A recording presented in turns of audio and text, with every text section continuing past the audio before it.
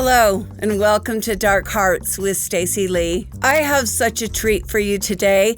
It's been a while since we did a vintage true crime story, and today we are talking about a sensational case that has all but been forgotten. This story was huge when it was taking place. People were fascinated with the seedy details, the sex, the drugs, and the look inside the lives of the ultra-rich. And later on, there was a hitman and a second murder plot involved. But now, if you asked someone on the street who Cullen Davis is, they probably wouldn't know. I have a treasure trove of very old news footage to share with you today. I spent several days gathering everything I could find, and then I hit the jackpot. You know I love old news footage, and if you do too, you're gonna love this story, even though there are some very sad elements to it. There was even a film made about this story starring Heather Locklear and Peter Strauss called Texas Justice, and boy oh boy is that film aptly named. There is no justice when the uber rich are involved. We all know this. And with all the present day conversation revolving around billionaires, the fact that they don't obey the laws, that they have undeserved power, and have destroyed the middle class, I thought, what better story to tell than this one? A story that reminds us this is nothing new. The 1% have been getting away with terrible crimes and murders for decades in America.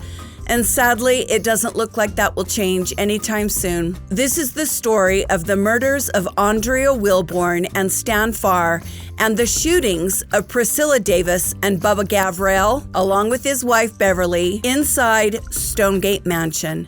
The oil tycoon murders. Don't forget to hit the like button and subscribe to the channel if you want to see more from me. Hitting that like button really helps. It helps every creator you enjoy. I'm your host, Stacy Lee. Let's begin.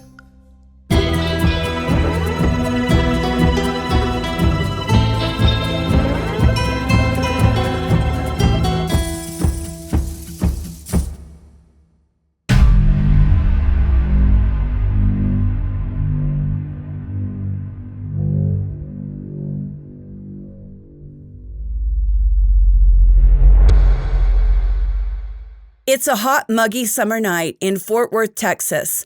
On what was then the outskirts of town, now it's right in the middle, sat the infamous Stonegate Mansion, a sprawling 13,000 square foot, 5-bedroom, 11-bath home with an indoor pool, a huge courtyard, and tunnels that ran underneath it. Inside the home lived this woman, Priscilla Davis, along with her 12-year-old daughter from a previous marriage, Andrea Wilborn, and her 18-year-old daughter, Dee. Priscilla was going through a nasty divorce with this man, billionaire oil tycoon T. Cullen Davis, who was Andrea's stepfather. Back then, T. Cullen Davis was a multi-millionaire.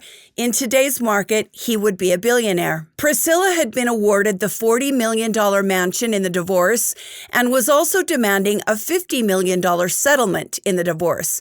Both Cullen and Priscilla had moved on, and Priscilla was dating 30-year-old Stan Farr, the former TCU basketball player who stood at 6 foot 9 inches tall. 35-year-old Priscilla was just 5'2", and as you can see, the height difference was major. Priscilla and Stan had been out that evening.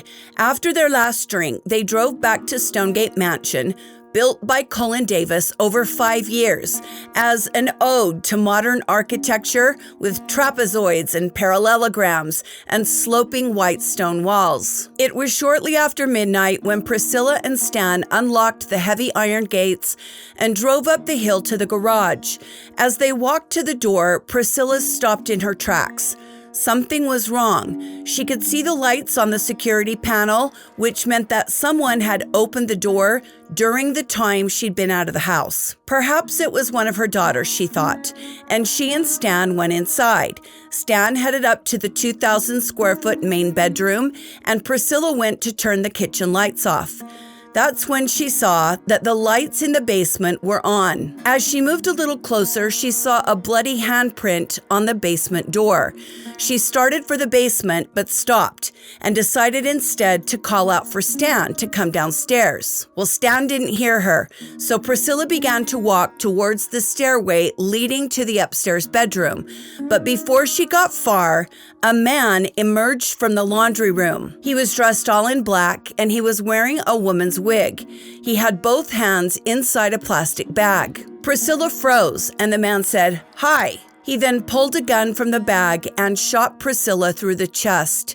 Hearing the shots, Stan ran downstairs. The man in black shot Stan 4 times and then dragged him by the ankles to the kitchen. Priscilla got to her feet and opened the sliding glass door to the courtyard.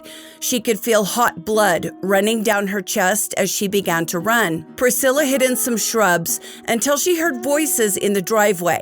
She thought it might be her daughter Dee coming home and didn't want Dee to get into the house. So Priscilla came out of her hiding place and ran down the sloping lawn. The voices Priscilla heard in the driveway were actually her friends, Beverly Bass and her boyfriend, Gus Bubba Gavrell, arriving at her house. The killer, now outside the house, saw Beverly and Bubba. He raised his gun and shot Bubba, paralyzing him for life. He also shot Beverly, but her wound wasn't as serious. Priscilla then ran to the neighbor's house, which was quite a distance away. Priscilla banged on the door of her neighbor's house and screamed, "My name is Priscilla Davis. I live in the big house in the middle of the field. I'm very wounded. Cullen is up there killing my children. He's killing everyone." The police were called to the scene and arrived within minutes. Stan Farr, Priscilla's new boyfriend, was dead in the kitchen. Bubba and Beverly were wounded in the driveway. They were loaded into an ambulance and taken to the hospital, where they would learn that Bubba would never walk again. As the police cleared the house, they went to the basement. The killer was gone, but he'd left more death in his wake. Slumped in the basement was Priscilla's 12-year-old daughter, Andrea. She was lying on the floor dead. She had been shot execution style in the back of the head. The coroner was called to the scene. One very large body, that of Stan Farr, was removed from the house. A second small body, that of Andrea Wilborn, was removed as well. By morning, news of the murders and the shootings was all over Texas. Almost immediately, public opinion turned against Priscilla. Yep, that sounds about right. People began talking about the way she dressed, the blondness of her hair. Journalists wrote things like, "She's never been the darling of the society set. She looks like a lady who spent too much time in bowling alleys." The wife of a very rich, prominent investor called Priscilla and asked her to stop saying the killer was Cullen. Let him off the hook. This same woman said to Priscilla, "You've gotten a lot of nice things I've never had before. Cullen is a weak person. We all know that. I think the best thing for you to do is move out of town and change your name." When people talk about the good old days, This woman has just been shot and her child was murdered. Her boyfriend was murdered. And this is how people are talking about her because she likes to wear flamboyant clothes and she had bleached blonde hair. But Patricia was not backing down. She knew it was Cullen who'd shot her and Bubba was backing her up. In fact, as Bubba lay in the hospital, he told police that the reason Cullen shot him is because his girlfriend Beverly saw Cullen coming out of the house and said, "Cullen, what are you doing?" This woman recognized Cullen. Bubba recognized him. Priscilla recognized him. All three of them were sure that even in a wig, it was Cullen Davis who'd fired the gun. Cullen claimed that not only was he at the movies seeing the Bad News Bears, but his girlfriend, Karen Master, told the police that she woke up around 12:40 and Cullen was in bed with her. We're going to talk about that more in a moment. Despite his claims of being nowhere near Stonegate Mansion during the murders and the shootings, the day after the murders, Cullen Davis was arrested and taken into custody, and that began one of the longest, most watched legal cases in Fort Worth history. Thomas Cullen Davis was born into privilege on September 22, 1933, in Fort Worth, Texas. His father, Kenneth W. Davis, who went by Stinky, made a fortune in oil throughout the legendary oil fields of West Texas. A rough-and-tumble entrepreneur with a knack for spotting opportunities beneath the ground, Kevin built the family's Davis Oil Company into an empire. By the time Cullen came of age, his inheritance included not only massive wealth, but also the responsibilities and expectations of running the family business. Educated at the prestigious Culver Military Academy and later the University of Oklahoma, Cullen had little need to chase fortune. It already lay at his feet.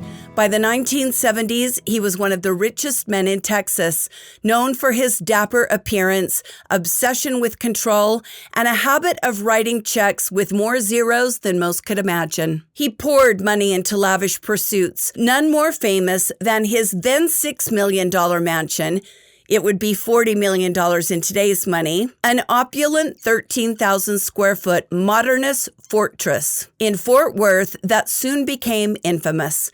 Surrounded by high-tech security and indoor tennis courts, the home stood as a symbol of his wealth and eventually became the scene of one of Texas' most notorious crimes. In 1968, Cullen married Priscilla Wilborn, the striking, flamboyant woman who quickly became a fixture in Fort Worth high society. Blonde and bold, Priscilla had a charisma that matched Cullen's money, and the pair made waves wherever they went. It was her second marriage and his third. She brought with her 2 children, and Cullen had 2 sons from his previous marriages. Cullen and Patricia's marriage was passionate but turbulent. Cullen was famously controlling and traditional. Priscilla, a former beauty queen, was spirited and fiercely independent.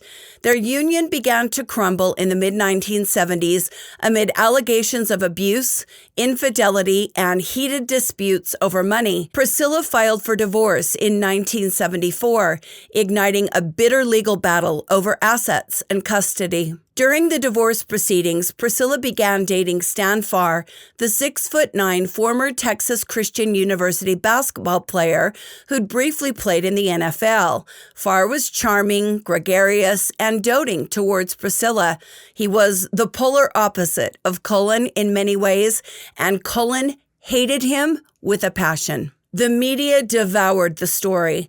A glamorous multimillionaire, a billionaire in today's money, accused of gunning down his stepdaughter and shooting his estranged wife and her lover.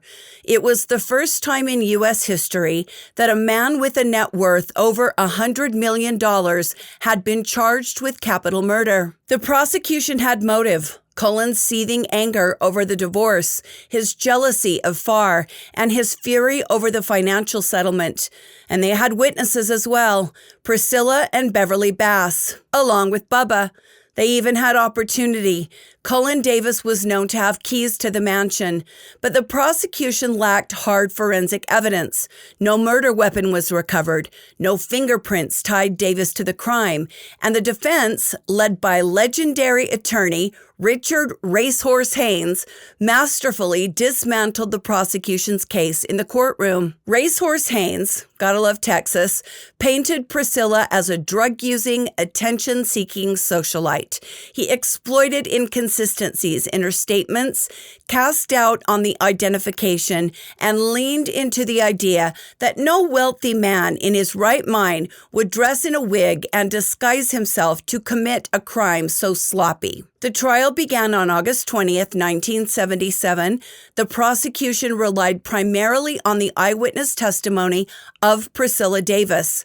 The defense focused on the lack of physical evidence linking Cullen to the crime, but defense attorneys also attacked Priscilla, stating she was a drug user with questionable associates and that she had a bad memory due to her heavy use of painkillers. In the end, the hatred of this louder-than-life woman and the worship some people have for the ultra-wealthy won out. Cullen Davis was found not guilty, and he was set free, vindicated in the minds of his supporters. But Cullen Davis was not finished with Priscilla or with any of the people who'd put him on trial for murder. Fort Worth residents awake to shocking news in the morning paper.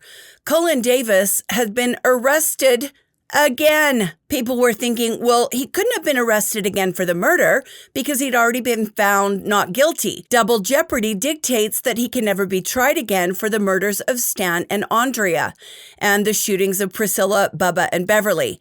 But that's not what Cullen Davis had been arrested for. A month before the arrest, the FBI got word that Cullen Davis was looking to hire someone. Well, not just anyone, a hitman. Cullen Davis was asking around looking to pay someone $25,000 to murder Priscilla. And not just Priscilla, but the judge who had overseen their divorce case. This clip of grainy footage shows Cullen Davis in a parking lot meeting with David McCroy, an undercover agent posing as a hitman. The two men discuss how David is going to murder both Priscilla and the judge, and then they part ways. So Cullen is once again taken into custody. Not only does the prosecution have Cullen on video working with the hitman, attorneys worked with the police to create doctored photos of Priscilla lying in a pool of fake blood. It gets better. They have Cullen Davis on video being shown these doctored photos. When he sees them, he says, "Good, that's the way I wanted to see her." During her estranged husband's murder trial last year for the death of her 12-year-old daughter, Priscilla Davis was the state's main witness, accusing Davis of also killing her lover and wounding her. She says it was quite a shock to hear of Davis's arrest last Sunday, but said she felt Davis is capable of doing what authorities allege, that is, trying to hire someone to kill the judge hearing the couple's 4-year-old divorce case. Mrs. Davis responded to questions by pausing for several seconds before answering in a soft, halting voice. At one point, she talked about the possibility of a normal life for her. That would be my biggest hope. There has got to be a time, sometime in the near future, hopefully. Regardless of what happens, you think that Cullen could not be powerful enough to have some influence on the rest of your life? I think because of the events that have occurred, there'll always be an influence. It's very painful, as I think everyone that has ever experienced it, to lose a child, and of course the traumatic way everything occurred has affected me, and I guess it always will. Her anger at the man she claimed killed her daughter was evident during the brief news conference. At the end, she was asked, "What made Cullen Davis change from the man you married?" She thought for a while, then said, "I really don't know." Bitterness, I don't know. Bill Hicks, The Texas News. So you're thinking, this man is done, right? They've got him dead to rights. He's on video hiring someone to commit murder of a judge and his ex-wife, and he's shown photos of the aftermath. You know, he's going to prison, right? Right? Right? No, this man is rich. He is very, very rich, and people hate Priscilla. The defense attorneys once again worked their magic. They argued that Cullen Davis had been entrapped by overzealous federal agents. They claimed the photos and setup were manipulative, and that Cullen was merely going along with a fantasy, not genuinely trying to kill anyone. The jury had this man on video, ordering up a murder, and being shown photos of Priscilla dead, and he was acquitted again. I would like to think that today this would not happen, but who knows? Of all the cases I've covered with baffling jury verdicts, this one has got to be the top 5 worst of all time. I cannot wrap my head around this. Cullen Davis being free after hiring a hitman on video. Somebody had to be pulling some strings. So when Cullen Davis is set free a second time, he married Karen Master, his girlfriend, on June 5th, 1979, and he ended up adopting her 2 sons. He went on with his life as though nothing had ever happened. But karma was waiting in the wings for Mr. Cullen Davis. First, the recession hit, and Cullen lost millions. In 1987, he was forced to declare bankruptcy. The two trials cost him millions as well, both in legal fees and personal fallout. His once proud oil empire crumbled under the weight of bad investments, lawsuits, and the economic downturns in the oil market. Cullen was forced to sell off his mansion and much of his estate. In the aftermath of both acquittals, Priscilla gave an interview to the local Fort Worth news station.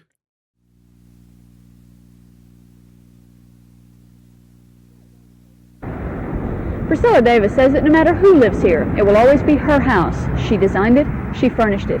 But right now, she's looking ahead to other things. What I would like to do is I will find somewhere to live temporarily. I intend to look for some land. I would like to raise quarter horses. I want to travel. Although this house and all its fine art objects are lost to her, she's not unhappy with the settlement. I deserved at least that amount. I feel like I come out a winner mainly because he has Karen, Karen has him, and I have my freedom. The conversation turns often to freedom, to the future, to happy plans. But Priscilla Davis doesn't see her legal struggle as any crusade for women. I'm certainly no Joan of Arc. I'm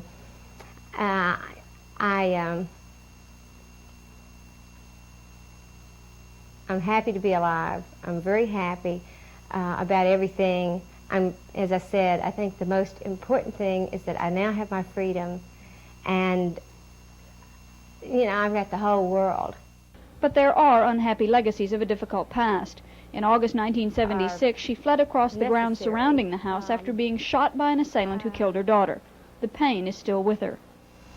I think, of course, the main thing that I would like to be able to have some time to work on is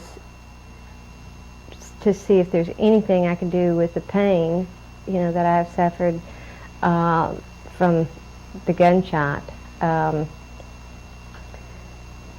have tried everything from, of course, nerve blocks. I've had catheter tubes putting in. I've even tried acupuncture. But from all of this, the assaults, the death, the legal battles, Priscilla says she has found something. God let me live for a purpose, and I just don't want to let him down. Jebby Phillips, The Texas News. I found that to be a little odd, the fact that she didn't talk about Andrea in that clip. Maybe it was edited out, I don't know. She talks about how happy she is and her own pain, her freedom, that she wants to travel, but nothing about her daughter's murder. I don't know. But if there's one thing about Priscilla, she was a very determined woman, and she was not giving up. She joined forces with her ex-husband, Andrea's father, Jack Elwood Wilborn Sr., and together they filed a multi-million-dollar civil lawsuit against Cullen Davis. And this is where the treasure trove of vintage news footage comes into play. I found so much that I won't be able to show it to you all today, but I promise you I have picked the best parts. On May 26, 1987, the civil lawsuit seeking $16.5 million in damages began. Residents showed up early in the mornings each day of the trial, hoping to get a seat to see the fallen oil tycoon and his ex-wife duke it out in court. The trial was a media frenzy, with new clips coming out every day on the Texas news stations. People just could not get enough of this story. As the latest Cullen Davis trial gets underway, many people may wonder if this Fort Worth jury will hear anything the Amarillo jury didn't hear 10 years ago. Those 12 people found Cullen Davis not guilty of murdering his 12-year-old stepdaughter, Andrea. But now Andrea's mother, Priscilla Davis, and her father, Jack Wilborn, are suing Davis for several $1 million in a wrongful death suit. And this morning, Wilborn offered some new testimony.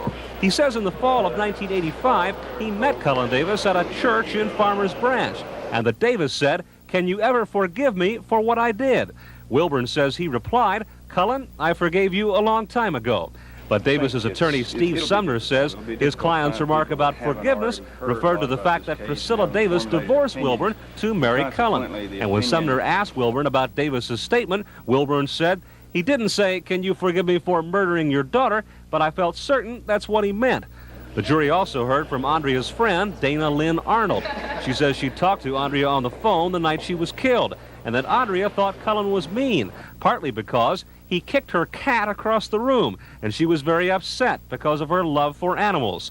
And Fort Worth Police Sergeant Claude Davis testified that on the night of the killings, he asked Davis why 2 people had to die, and he replied that there are some things you don't need a reason for. Testimony resumes Monday. Dave Cassidy, Channel 8 News, Fort Worth.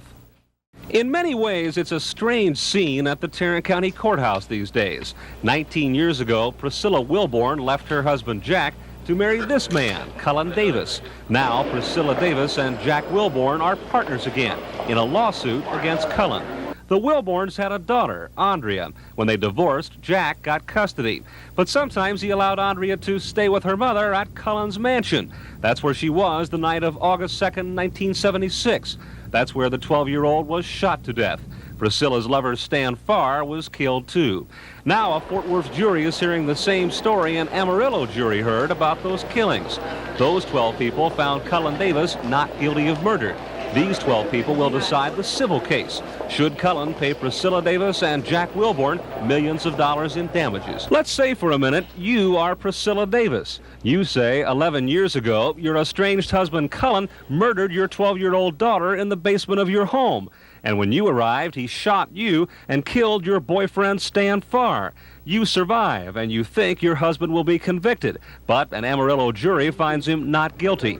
Then FBI agents say Cullen tried to hire a hitman to kill you and other people from his murder and divorce cases. They even have videotapes of money changing hands. Again, you think a jury will find him guilty, and again, you're wrong. Now, 11 years after your little girl died, you're suing your ex-husband for damages. And while the money is important, maybe it's more important to you for a jury, finally, to say your husband did it. Now pretend you're Cullen Davis. You say you never shot anybody. You say you were set up by your estranged wife Priscilla, greedy to get more money from you. Denied bond, you spend more than a year in jail until a jury finds you not guilty. Then a few months later, you're arrested again on murder for hire charges. You say the same people who framed you before have done it again. Again, you spend almost a year in jail, and again, a jury finds you not guilty.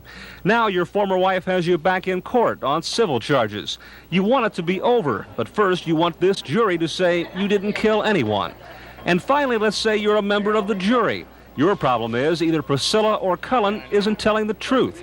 You have to sort it out. And until you do, you are the center of attention. Cullen Davis and his former wife Priscilla made it pretty clear how they felt about this wrongful death case on the very first day. No, greed motivates people more than any other thing, probably.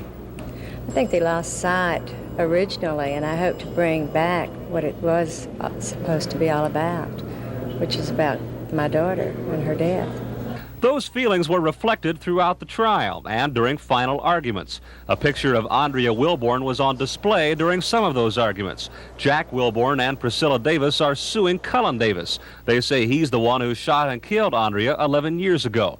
Davis was found not guilty of the criminal charge. And Priscilla's attorney Bob Gibbons told the jury, "You are the conscience of this community. This is your chance to right a wrong. This case is screaming for justice." But defense attorney Steve Sumner echoed Cullen when he said, "This lawsuit is all about money. Priscilla was demanding $50 million in her divorce case, and that affects her credibility." As for testimony showing Davis's wife Karen never told police or the grand jury Cullen was in bed with her at the time of the shootings, Sumner said, "If Cullen and Karen were conspiring to cover up murder, don't you think they could have done a better job?" But later Gibbons said, "Truth is like a football. You can kick it around all day, but it's going to come back the same." Now the jury members have a chance to kick things around for a while as they try to decide if Cullen Davis killed his stepdaughter, and if so, what the loss of that young life is worth. It then becomes very apparent that things are not going Priscilla's way. And as if there had not already been enough injustice in this story already, There were 4 jurors hearing the civil matter that absolutely refused to agree that Cullen Davis is civilly liable for the murder of Andrea Wilborn and the shooting of Priscilla Davis. Now, in a civil case, the jury does not need to be unanimous, but they needed 10 of the 14 jurors to say Cullen was liable. They had waited through 4 days of deliberations over Priscilla Davis's contention it was Cullen Davis who, dressed in black one night in 1976, killed her 12-year-old daughter Andrea Wilborn and wounded her. Priscilla was joined in the lawsuit by the girl's father, Jack Wilborn. They asked the jury to award $16.5 million to them if they agreed. But 3 times the jury told Judge Claude Williams they were deadlocked. And finally, this afternoon, he agreed and declared a mistrial. For Cullen Davis and his supporters, there was joy. A mistrial may not have been as good as winning outright, but he was satisfied and hoped this would end his court battles with his former wife. But hopefully that I've got her behind me now. I don't know how she will pop up in the next case, and that remains to be seen. Priscilla had said from the beginning if there was a mistrial, she would not bring the case back to court. Still, she refused to believe the jury did not agree with her contention Cullen Davis did the shooting. I did see Cullen murder Stan. I saw him shoot me. I know Bev saw Cullen shoot Bubba, and we were all shot with the same gun that killed Andrea. So I will go to my grave knowing that Cullen Davis killed my child. Most of the jury left quickly following Judge Williams' ruling, but an angry jury foreman, Kenneth Poole, confirmed to reporters the jury had been split since Friday. 8 believing Cullen Davis did the shooting, 4 not. And the evidence showed that Cullen Davis killed them people, and I can't believe that people wouldn't look at that evidence, and it tears me apart. It really does tear me apart to see that.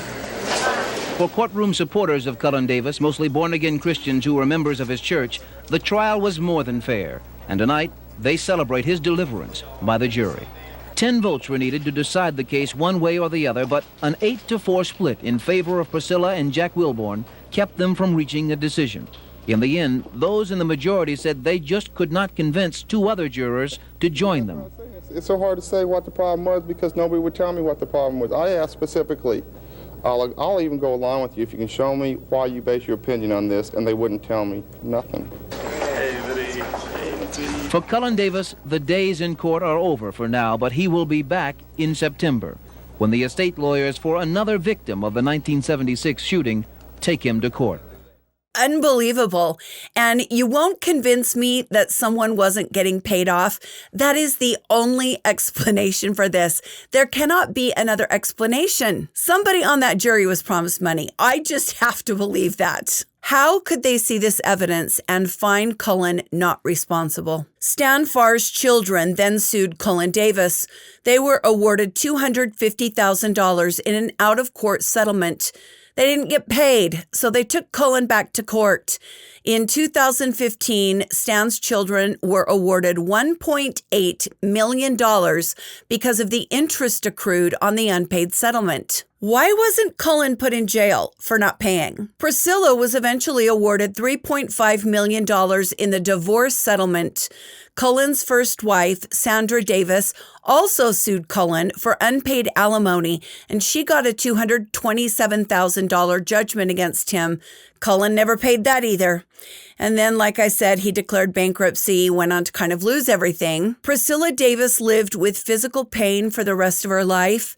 She was diagnosed with breast cancer in the late 1990s. She died at only 59 years old in 2001. Cullen Davis faded from public view, reinventing himself as a born-again Christian. He began associating with televangelists and speaking at churches where he claimed to have found redemption through Christ, because of course he did. In 2021, at age 87, Cullen Davis went back to his creation, Stonegate Mansion, and did a walkthrough with a reporter. It was the first time he'd stepped foot inside the home since the night of the murders.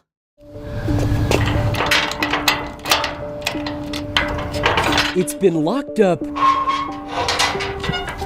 and deserted, but never forgotten. What's this building for? This is new to me. 40 years have passed since Cullen Davis left the iconic Stonegate mansion. Yeah, this is the original home. And he hasn't been back. Kind of interesting that this is the first time I've been in the house since I moved out. Since Davis left, the home has been a Mexican restaurant and most recently a wedding venue. This is the floor. This is the original floor right there. The original floors and massive fireplace lounge have been preserved. There was couches all around it for sitting.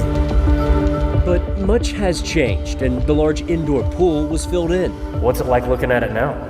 Well, looks like hell. In December, the historic home off Fort Worth's Cullen Street will be demolished. I think anyone that's been around Fort Worth is real familiar with the Stonegate mansion, the Cullen Davis mansion. Kyle Poulsen is part of a development group that bought the property. That's almost looks like mahogany. They're working with neighbors to turn it into a 30-lot single-family development. Is you've got this 3-acre prime piece of real estate right in the middle of Fort Worth.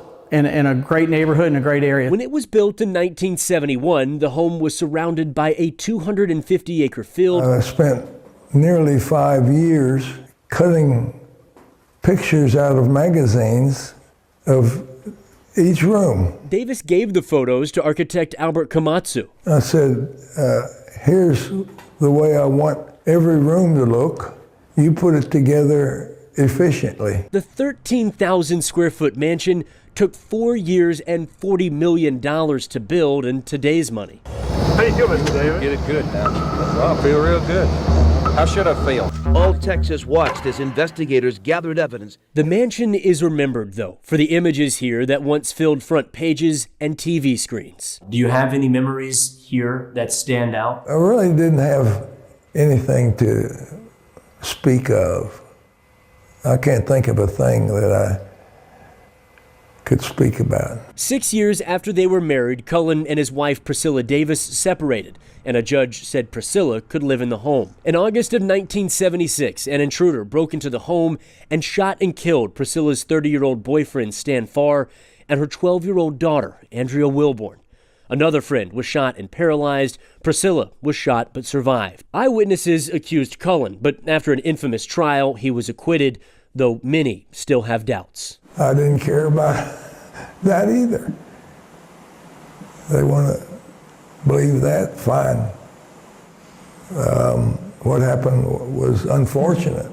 Some want the home to be preserved as history. Others believe it should have been torn down decades ago.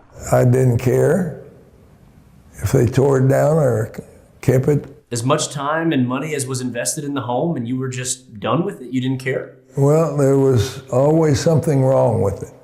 Some piece of equipment or something wrong that needed to be fixed. The need for crews to fix problems, Yeah, but you just watch your head, watch your step. is Davis's explanation. Thanks, please. Yeah. For tunnels under the home that go more than 100 yards out. Look how far that goes.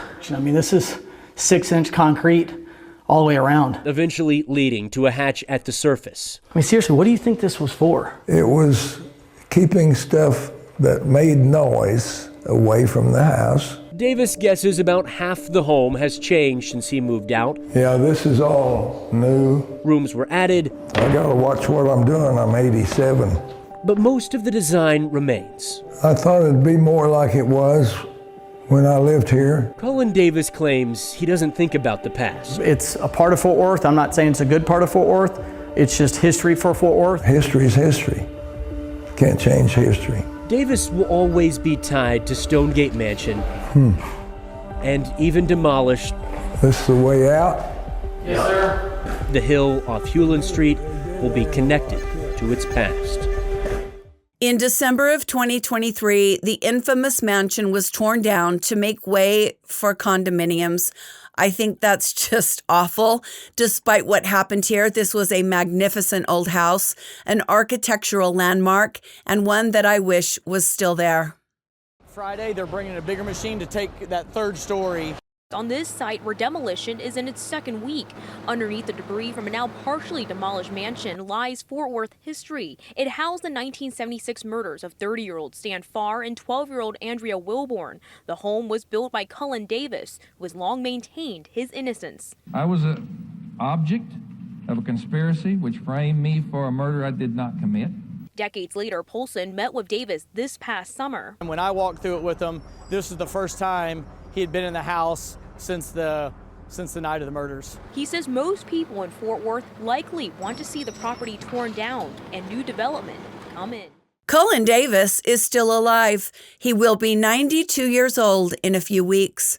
Despite the wealth, power, and privilege he once wielded, he will forever be remembered not as an oil baron, but as the man at the center of one of America's most sensational murder trials, a man acquitted twice, but never cleared in the court of public opinion. Whatever the truth, one thing is certain. The killings inside that Fort Worth mansion didn't just claim the lives of Andrea Wilborn and Stan Farr. They marked the death of innocence for a family, a community, and left an ugly mark on the Texas justice system that remains to this day. Thank you for joining me today on Dark Hearts with Stacy Lee. I hope you enjoyed that vintage story. Please hit the like button and subscribe to the channel if you want to see more from me. This is my podcast, Dark Hearts with Stacy Lee. It's on Apple and Spotify, and I post brand new episodes every Monday and Wednesday. And I have a second podcast coming very soon. I'm going to make an announcement about that shortly. And this week we are doing the drawing for the painting. In just a few days, you're going to know who won this painting that I have donated. A lot of you have given $5, some of you multiple times. And all of your donations, 100%, will go to NCMEC, the National Center for Missing and Exploited Children. I cannot wait to get that cashier's check and send it off in your name. I want to give a special thank you to my patrons and remind you that if you join my Patreon, you will get some bonus content that you cannot see or hear anywhere else. I appreciate each and every one of you. I know you have so many options when it comes to true crime, and the fact that you spend a little bit of your day with me, it just means the world to me. Stay safe, my friends, and be kind to each other, and I will see you next time on Dark Hearts with Stacy Lee. Bye.